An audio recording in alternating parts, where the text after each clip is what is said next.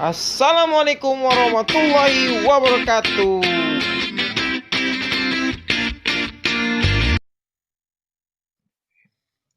Assalamualaikum warahmatullahi wabarakatuh.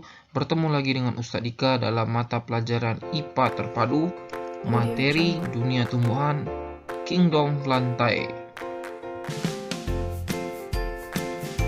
Secara umum, kelompok Kingdom tumbuhan dibagi menjadi 3 kelompok besar. Yang pertama adalah lumut, paku, dan tumbuhan berbiji.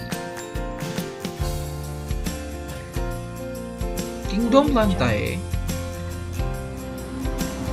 ciri khasnya yaitu dia dikatakan sebagai produser, yang artinya mampu membuat makanan sendiri atau nama lainnya adalah autotrof.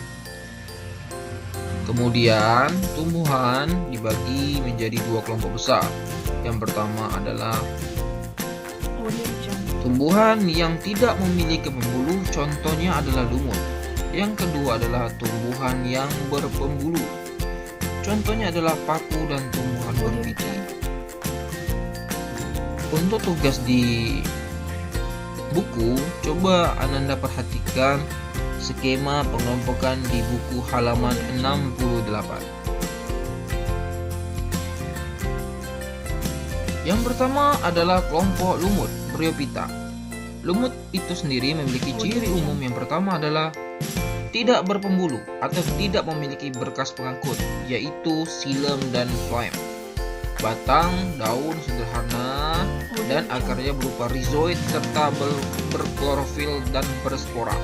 Mengalami metagenesis, yaitu peralihan keturunan antara fase gametofit dan fase sporofit. Perhatikan gambar di bawah ini. Kita bisa melihat bagaimana fase gametofit dan fase sporofit pada lumut. Ketika fase sporofit, tumbuhan lumut sudah menghasilkan yang namanya spora. Kelompok tumbuhan lumut dibagi menjadi 3 kelompok besar. Yang pertama adalah lumut daun, lumut hati, dan lumut tanduk. Hal ini dibedakan berdasarkan bentuk morfologinya, namun memiliki bagian-bagian tubuh yang sama seperti pada lumut pada umumnya. Kelompok 2 adalah kelompok paku, Pteridophyta. Ciri umum dari kelompok paku yaitu sudah memiliki berkas pengangkut, yaitu tumbuhan berpembuluh.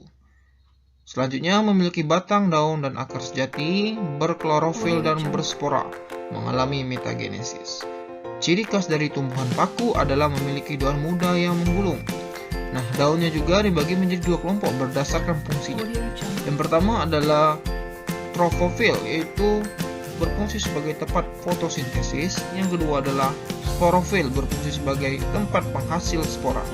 Perhatikan gambar di bawah ini. Nah,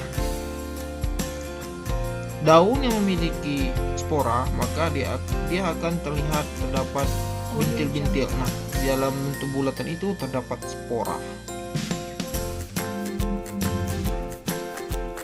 Tumbuhan paku dibagi menjadi 4 kelompok besar. Yang pertama adalah kelompok paku purba, contohnya adalah Psilotum triquetrum.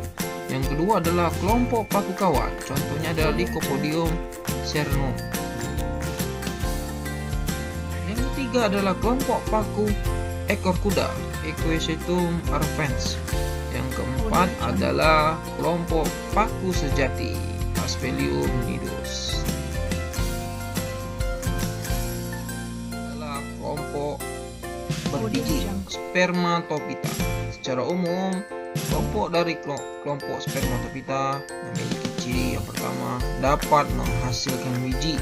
Yang kedua, hampir semua memiliki klorofil. Ketiga adalah multicellular atau bersel banyak. Keempat adalah tumbuhan berkormus, yaitu akar, batang, dan daun sejati. Kelima adalah kelompok dari kelompok Spermatophyta dibagi menjadi 2 kelompok besar. Yang pertama adalah Gymnospermae, yaitu tumbuhan berbiji terbuka. Bakal bijinya tidak terlindungi oleh daun buah atau karpel. Dan Angiospermae, yaitu tumbuhan berbiji tertutup, adalah bakal bijinya terlindungi oleh daun buah. Kelompok berbiji terbuka, Gymnospermae. Cirinya yang pertama adalah bakal biji tidak tertutupi oleh daun buah atau karpel. Yang kedua adalah berupa perdu atau pohon dan berkambium, biasanya besar-besar. Yang ketiga adalah alat reproduksi berupa strobilus. Yang keempat adalah daun selalu hijau, tebal, kaku, dan seperti duri. Perhatikan yang di atas ini merupakan bentuk dari alat reproduksi tumbuhan Gymnospermae, yaitu strobilus. Yang kedua, biasanya bentuk dari daunnya adalah seperti duri-duri, seperti gambar di bawah ini. Biji terbuka dibagi menjadi 4 kelompok besar. Yang pertama adalah kelompok Sisandinae, yaitu contohnya adalah pakis haji. Selanjutnya adalah kelompok konifer, yaitu Pinus mercusi. Kelompok Gnetinae, yaitu contohnya adalah Gnetum gnemon. Yang keempat adalah kelompok Ginkgo goinae. Contohnya adalah kelompok Ginkgo biloba. Kelompok Angiospermae. Kelompok Angiospermae ini memiliki ciri yang pertama adalah memiliki bakal biji yang dilindungi oleh daun buah atau karpel dan memiliki alat perkembangbiakan khusus yang disebut dengan bunga. Secara umum, Angiospermae dibagi menjadi 2 kelompok besar. Yang pertama adalah kelompok monokotil, contohnya saja adalah padi, kelapa. Yang kedua adalah kelompok dikotil, contohnya adalah mangga, jambu.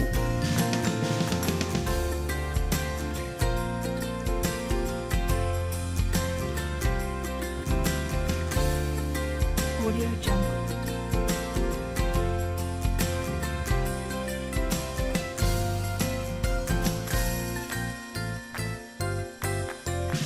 Audio Jungle.